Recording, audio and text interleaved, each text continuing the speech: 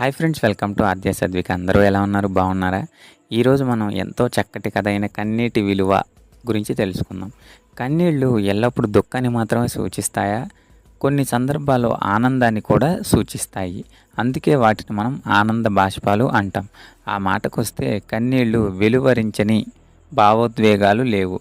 కన్నీటి విలువ తెలియజేసే ఈ కథను మీతో పంచుకోవడానికి ఆనందిస్తున్నాను. ఇంకా కథను మొదలు పెడదాం. అది ఒక వసంతకాల ఉదయం. ఎక్కడ చూసినా విరబూసిన పసుపు, పచ్చ, ఎరుపు, నీలం, ఊదా అంటూ రంగురంగుల పువ్వులు, పక్షుల కిలకిలా రావాలు, సెలయేళ్ళు కూడా పాడుతున్నాయి. ఎటు తిరిగినా ఆనందం తాండవిస్తుంది. రాజభవనంలోని మహారాణి మధురిమాదేవి అప్పుడే నిద్రలేచింది. గవాక్షం నుంచి వెలుపలకు చూసింది. రాజధానంలోని రంగురంగుల పువ్వులు ఆమెకు కనువిందు చేశాయి. వీణలు విందుగా, కోయిల పాట, పక్షుల కిలకిలారావాలు వినిపించాయి.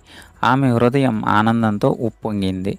అప్పుడే అక్కడికి వచ్చిన మహారాజుతో, ఈరోజు మనం వనవిహారానికి వెళ్ళి అక్కడ వనోత్సాహం జరుపుకుందాం అన్నది రాణి మధురిమాదేవి ఉత్సాహంగా.